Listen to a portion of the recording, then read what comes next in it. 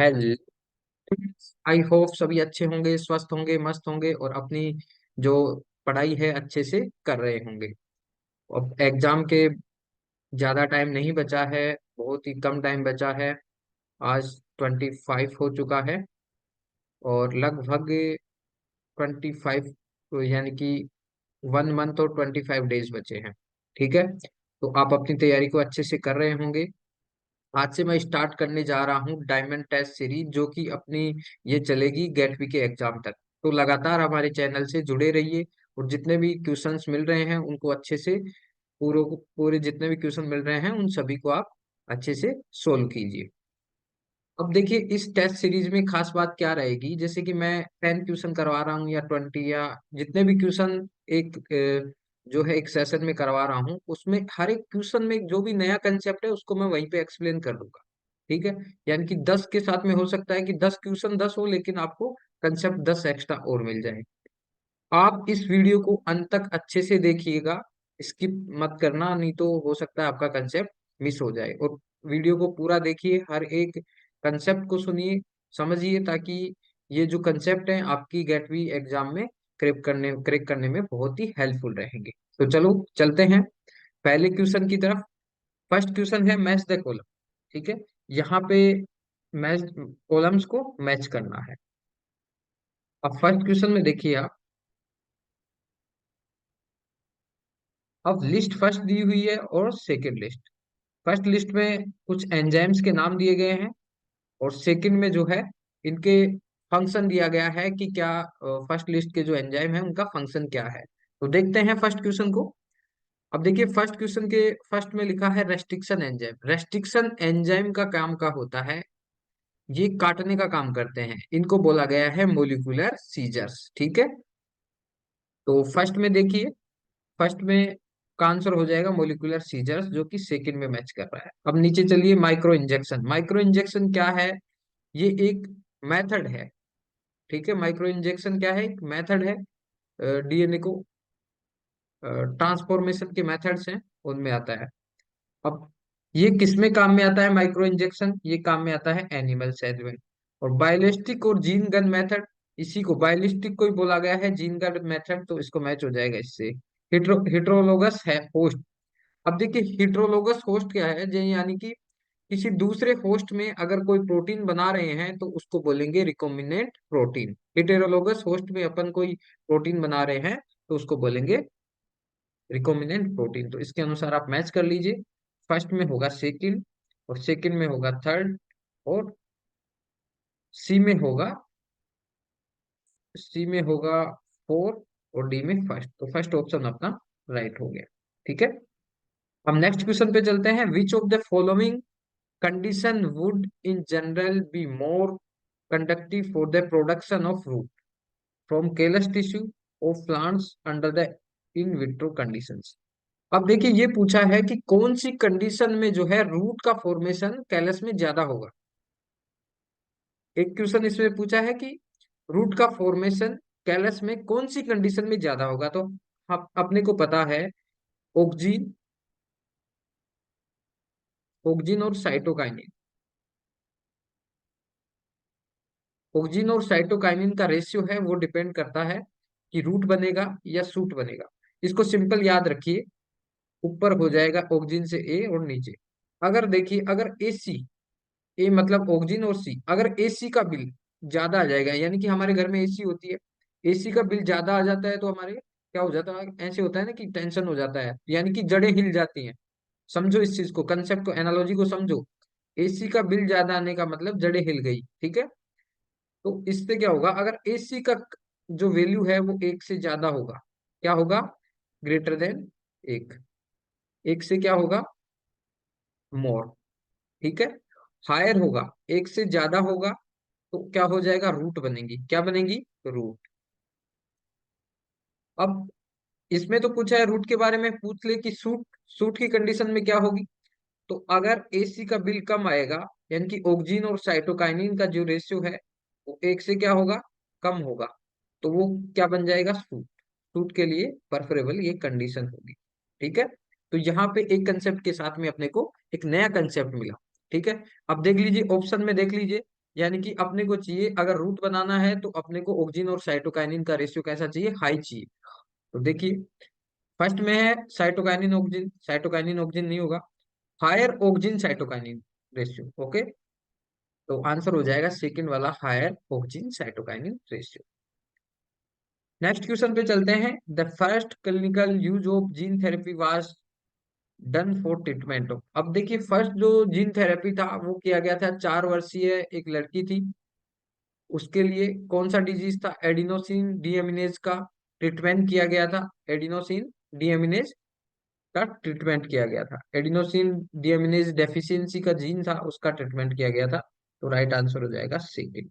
Okay, next question चलते हैं। The purity of plasmid DNA preparation is determined by analysing of 260/280 ratio in a pure DNA preparation in ratio will be. अब पूछा है कि 260 by absorption 280 का ratio DNA, pure DNA के लिए कितना होगा, तो ये एग्जैक्ट रेशियो कितना होता है, 1.80 अगर डीएनए के केस में। ठीक है,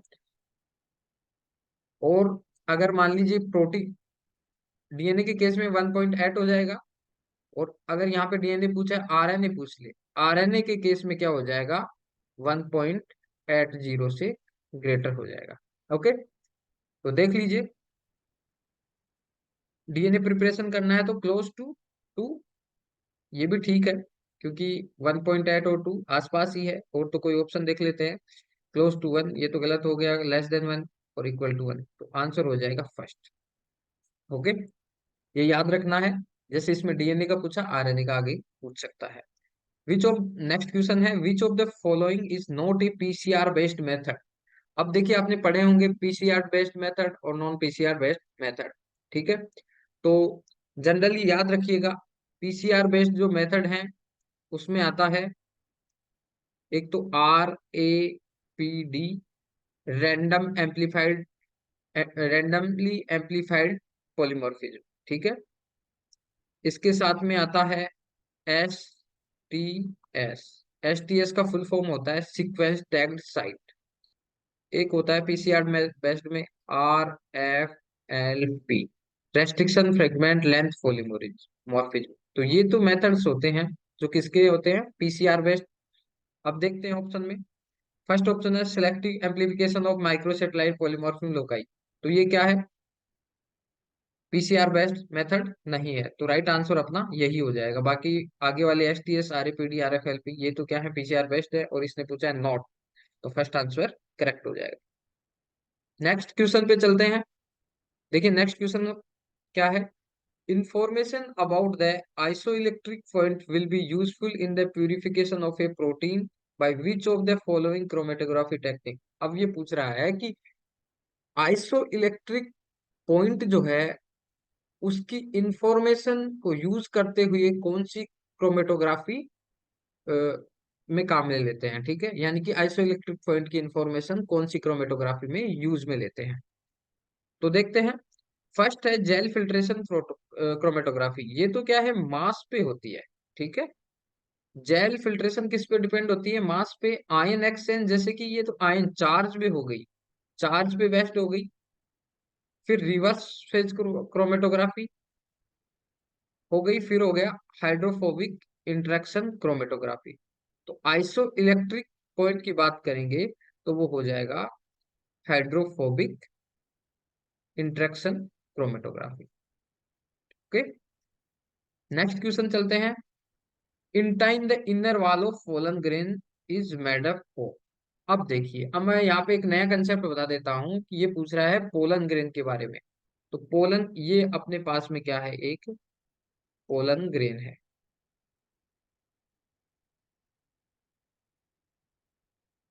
ठीक है, अब देखिए, मैं ये जो पोलन ग्रेन है बना रहा हूँ।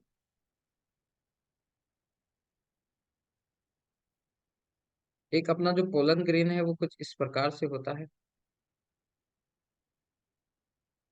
ठीक है, पोलन ग्रेन में दो लेयर होती हैं, एक होती है एक्जाइन एक होती है इंटाइन। एक्साइन बनी होती है स्पोरोपोलेनिन, स्पोरोपोलेनिन। अब ये जो स्पोरोपोलेनिन है, इसको ऐसा कोई भी आज तक पृथ्वी पर कोई एंजाइम नहीं है जो स्पोरोपोलेनिन को डिग्रेड कर दे। तो ये बहुत बार क्वेश्चन पूछा गया है कि परागकण की, पोलन ग्रेन की आउटर वाल है जो किसकी बनी होती है, ये पूछा गया है। तो एक्साइन, आउटर वाल को पहली बात तो क्या बोलेंगे, एक्साइन, और वो किसकी बनी होती है, स्पोरोपोलेनिन। और इनर वाल होती है इंटाइन, क्या बोलते हैं इनर वाल को, इंटाइन, और वो बनी होती है पेक्टोसेलुलोज की, पैक्टीन, पैक्टीन, और सॉरी, ये बनी होती है लिग्नोसेलुलोज, लिग्नोसेलुलोज, ठीक है। लिग्निन और सेलुलोज की ये बनी होती है। अब नेक्स्ट चलते हैं,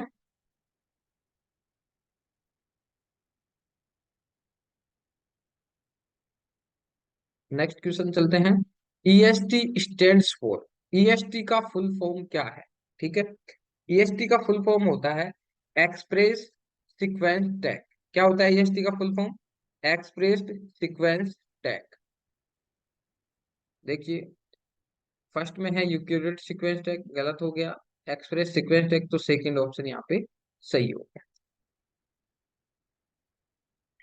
इसके साथ आगे चलते हैं नेक्स्ट क्वेश्चन की तरफ। नेक्स्ट क्वेश्चन है, क्वेश्चन पे चलने से पहले लास्ट क्वेश्चन जो था, इसमें मैंने बताया इंटाइन पूछा था। इंटाइन बना होता है पैक्टीन और सेलुलोज का, किसका बना होता है, पैक्टीन और सेलुलोज का। तो इसका आंसर हो जाएगा फर्स्ट, ठीक है। और ये क्या होती है, जो इंटाइन है, इनर वॉल है, ये कंटिन्यूअस लेयर होती है, ये स्टेटमेंट आ सकता है, ये कंटिन्यूअस होती है। और जो आउटर है एक्साइन, ये क्या होती है, डिसकंटिन्यूअस। और ये डिसकंटिन्यूअस किस कारण होती है, जब पोलन ग्रेन क्या करता है, जब यहाँ से पोलन ग्रेन, यहाँ से जब स्टिग्मा पे आएगा, स्टिग्मा पे आके वहां पे वाटर एब्जॉर्ब करेगा, तो जो इंटाइन है वहां से एक क्या निकलेगी, पोलन ट्यूब निकलेगी। पोलन ट्यूब को निकलने के लिए यहाँ पे रास्ता चाहिए, और वो कहाँ से निकलेगी, जो एक्जाइन के पोर हैं, एक्जाइन के पोर हैं वहां से निकलेगी। इसलिए इनर वॉल है इंटाइन क्या है, एक कंटिन्यूअस लेयर है। जबकि कंटिन्यूअस, जबकि जो आउटर है एक्साइन, ये क्या है, डिसकंटिन्यूअस है। ओके। अब चलते हैं नेक्स्ट क्वेश्चन पे। नेक्स्ट क्वेश्चन था विच of the following biochemical technique does not use antibodies. अब ये बोल रहा है कि कौन सी बायोकेमिकल जो टेक्निक है एंटीबॉडीज का यूज नहीं होता जिसमें, ठीक है। एलिसा, एलिसा में तो देखिए एंटीबॉडीज का यूज होता है। एलिसा दो तीन प्रकार के होते हैं, एक तो था सैंडविच टाइप था, एक डायरेक्ट था, एक इनडायरेक्ट था। तो वहां पे सभी में क्या हो रहा था, एंटीबॉडीज का यूज हो रहा था। अब हमें पूछा है नॉट यूज कि किसमें नहीं हो रहा, तो एलिसा में तो हो रहा है। वेस्टर्न ब्लॉट, वेस्टर्न ब्लॉट में तो होता ही है यूज में।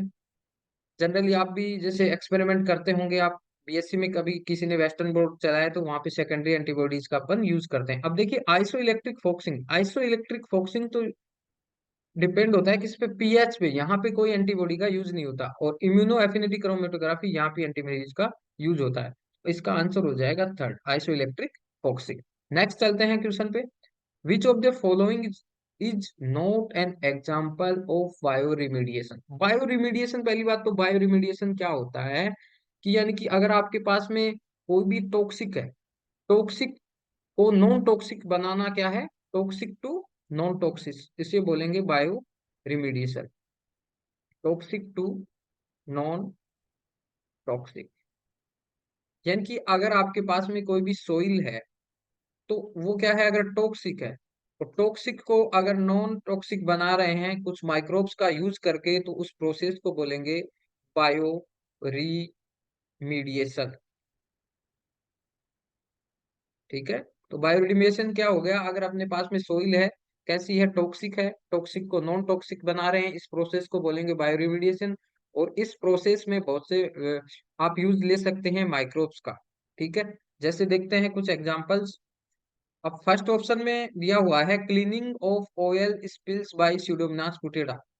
अब देखिए ऑयल स्पिल्स को क्लीन करना, यानी कि यहाँ पे ऑयल स्पिल क्या होता, टॉक्सिक था। ऑयल स्पिल्स मतलब ऑयल स्पिल्स जैसे आपने देखा सुना होगा कि जैसे ओशियंस होते हैं वहां पे, समुद्री जहाज जाते हैं, तो कई बार क्या होता है वहां का ऑयल जो है समुद्र में स्पिल हो जाता है, तो उसको कैसे हटाया जाएगा? स्यूडोमोनास पुटेटा है जो उसका यूज में लिया जाएगा। ये एक बायोरिनोवेशन का ही एग्जांपल है। सेकंड है decomposition of DDT by Acidobacter aeruginosa, ये भी क्या है? बायोरिनोवेशन का ही एग्जांपल है। थर्ड है removal of metal pollutants by Pseudomonas species, तो यहाँ पे देखिए मेटल पोल्यूटेंट्स को हटा रहे हैं, ठीक है, तो ये भी क्या है? बायोरिमेडिएशन का एग्जांपल है। Depletion of ozone by Aspergillus Niger, तो डिप्लीशन यानी कि ओजोन का जो डिप्लीशन हो रहा है वो कोई बायोरिमेडिएशन नहीं है, तो यहाँ पे राइट आंसर हो जाएगा फोर्थ। नेक्स्ट क्वेश्चन है विच of the following is generally not a step in PCR. अब पीसीआर का स्टेप इनमें से जो फोर ऑप्शन दिए गए हैं वो कौन सा नहीं है? तो देखिए पीसीआर में चार तीन स्टेप होते हैं। फर्स्ट स्टेप होता है डी नेचुरेशन। डी नेचुरेशन, अब डी नेचुरेशन है जो कि लगभग 92 डिग्री सेल्सियस पे होता है। और सेकंड जो स्टेप होता है पीसीआर का उसको बोलते हैं एनिलिंग। एनिलिंग जो लगभग होता है, ये डिपेंड करता है अपना जो डीएनए है उसके टेम्परेचर पे, लेकिन फिर भी ये अराउंड होता है 54 टू 62। ये भी क्या है? वेरिएबल है, ये फिक्स नहीं है, ये वेरिएबल है, टीएम पे डिपेंड करेगा। और थर्ड है इलोंगेशन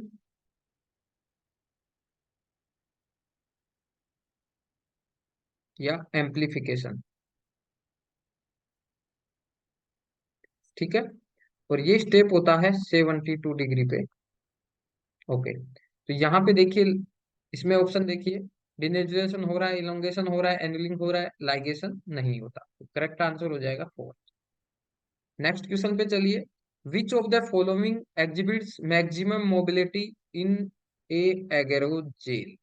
ये पूछ रहा है कि एगेरोजेल में मैक्सिमम मोबिलिटी किसकी होती है? तो देखते हैं। अब देखिए यहाँ पे एक कंसेप्ट आएगा। अगर किसी ने बीएससी में एग्रोजेल चलाया होगा तो अच्छे से ये देखा भी होगा कि सुपर कोइल जो होता है, सुपर कोइल प्लाज्मिड डीएनए है, वो सबसे नीचे आता है, यानी कि मैक्सिमम उसकी मोबिलिटी होती है। तो सुपर कोइल की क्या होगी? मैक्सिमम मोबिलिटी होती है। निक्ड प्लाज्मिड की क्या होगी? सबसे मिनिमम होती है। ये तो रॉन्ग हो गया, सुपर कोइल्ड इसमें राइट आंसर हो जाएगा, ठीक है। नेक्स्ट क्वेश्चन देखते हैं। विच of the Which of the following could be a recognition site of type second restriction endonuclease? अब देखिए टाइप सेकंड रेस्ट्रिक्शन एंडोन्यूक्लियस क्या है? टाइप सेकंड वाले वो हैं जिनमें यानी कि आगे पीछे से एक समान होता है, यानी कि उसमें कौन सी साइट पाई जाएंगी? पहली एंड्रोमिक सीक्वेंस, ठीक है, पहली एंड्रोमिक सीक्वेंस पाई जाएंगी, जैसे कि मलयालम, ठीक है। पैलियंड्रोमी सीक्वेंस का मतलब क्या होता है? आगे पीछे से समान। आप या तो आगे से पढ़ लो, जैसे इसी को पढ़ते हैं मलयालम, पीछे से पढ़ेंगे तो भी ये क्या होगा? मलयालम, समझ गए? इसी प्रकार से पैलियंड्रोमिक सीक्वेंस कैसी होगी? टाइप सेकंड जो रेस्ट्रिक्शन एंडोन्यूक्लियस किसको काटेगा? पैलियंड्रोमिक सीक्वेंस को। तो देखते हैं इसमें कौन सी है। फर्स्ट है टी टी ए ए सी सी जी जी ए ए। देखिए यहां से क्या ये यहां से मैच कर रहा है? नहीं कर रहा। जी सी, ये भी मैच नहीं कर रहा। थर्ड देखिए,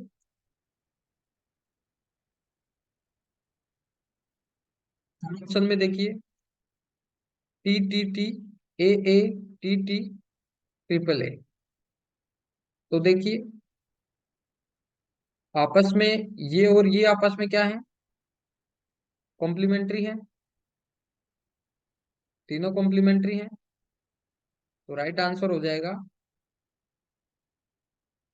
थर्ड। ओके, 4 ये भी मैच नहीं कर रहा, तो राइट आंसर इसका हो जाएगा थर्ड। नेक्स्ट चलिए, which of the following DNA is double standard form which have highest TM. Highest TM अब कैसे देखेंगे, यानी कि जिसका मेल्टिंग पॉइंट हाईएस्ट किसका होगा, जिसके पास में जीसी बॉन्ड, जीसी बॉन्ड क्या होंगे, मोर होंगे, उसी का क्या होगा, टीएम हाई होगा। तो देख लेते हैं स्टूडेंट्स को कि जिसमें जीसी बॉन्ड ज्यादा होंगे उसी का टीएम हाई हो जाएगा। अब फर्स्ट में देखते हैं कि फर्स्ट में पहले अपन जी और सी को गिन लेते हैं, फिर जो जिसमें ज्यादा होगा उसी हिसाब से अपन बता देंगे। फर्स्ट वाले में जी, एक, 1 2 3 4 5 6 7 8 9, इसमें कितने हैं जीसी, 9 है। सेकंड वाले में 1 2 3 4 5 6 7 8 9 और 10, इसमें है 10। इसमें चलते हैं 1 2 3 4 5, 1 2 3 4 5 6 7 8 9 10। अब देखिए यहाँ भी 10 है और यहाँ भी 10 है। अब देखेंगे कि इसमें जो न्यूक्लियोटाइड है वो कितने हैं। दोनों जीसी तो सेम है, लेकिन न्यूक्लियोटाइड की जो लंबी चेन होगी उसी में फिर ज्यादा हो जाएगा। देखिए ये और वो, फर्स्ट और थर्ड तो वैसे कट गए। अब रही रेस किसमें, सेकंड और लास्ट में। सेकंड और लास्ट को एक बार दोबारा से चेक कर लेते हैं। अगर जीसी सेम है तो फिर 80 जिसमें ज्यादा होगा उसी का टीएम ज्यादा होगा। जी, जी दोबारा से गिन लेते हैं, 1 2 3 4 5 6 7 8 9, इसमें 9 नहीं है, ठीक है, इसमें 10 नहीं है, इसमें 9 है।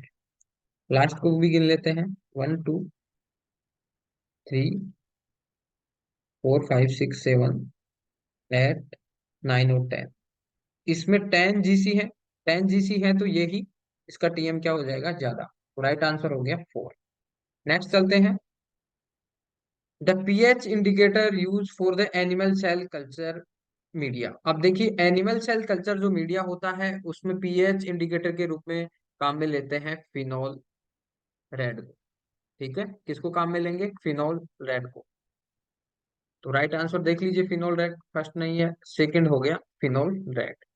नेक्स्ट क्वेश्चन पे चलते हैं, विच of the following bacterium is generally used in plant genetic engineering. Plant genetic engineering में आपने बायोटेक में रिकॉम्बिनेंट डीएनए टेक्नोलॉजी में पढ़ा होगा, किसको काम में लेते हैं, एग्रोबैक्टीरियम ट्यूमिफेरेसेंस, जो क्या है, डाइकोट्स में एक पैथोजन है जिसको सुधार कर लिया गया है, और ये क्या कर रहा है, रिकॉम्बिनेंट डीएनए टेक्नोलॉजी में हम यूज ले रहे हैं, इससे बहुत सारे यूजफुल जीन्स का एम्प्लीफिकेशन कर रहे हैं। ठीक है, तो प्लांट जेनेटिक इंजीनियरिंग में किसको काम में ले रहे हैं, एग्रोबैक्टीरियम ट्यूमिफेरेस, तो थर्ड ऑप्शन इसमें सही हो जाएगा। नेक्स्ट क्वेश्चन पे चलते हैं। हाँ, तो आज के लिए ही इतने ही क्वेश्चन, और अब नए क्वेश्चन लेके आएंगे नेक्स्ट जो सेशन है उसमें, और आप कमेंट सेशन में बता दीजिए कि हम कौन से टॉपिक के पहले लेके आए, तो उसी हिसाब से जैसे आप कमेंट करोगे उसी हिसाब से मैं नए क्वेश्चन लेके आऊंगा। और ये जो टेस्ट सीरीज है, डायमंड टेस्ट सीरीज, ये कंटिन्यूअसली चलेगी अपनी, जब तक कि गेटवी का एग्जाम ना हो जाए। तो इसलिए आप हमारे चैनल बायोटेक यूनिवर्स से कंटिन्यूअसली जुड़े रहिए, और लाइक शेयर और सब्सक्राइब कर दीजिए। जितने आप सब्सक्राइब और लाइक करते हो उतना ही हमें कॉन्फिडेंस मिलता है, और हम उतना ही अच्छा मैटर आपको देने की कोशिश करते हैं। तो स्टूडेंट्स आज के लिए इतना ही, मिलते हैं नेक्स्ट सेशन में। हाँ, और कमेंट करना ना भूलें कि नेक्स्ट जो सेशन है उसमें कौन से चैप्टर के एमसीक्यू लाएं या फिर कंसेप्ट, जो भी आप कमेंट में लिखोगे उसको कंसिडर करके फिर आगे टॉपिक लिया जाएगा। तो आज के लिए इतना ही। जय हिंद, जय भारत। Thank you.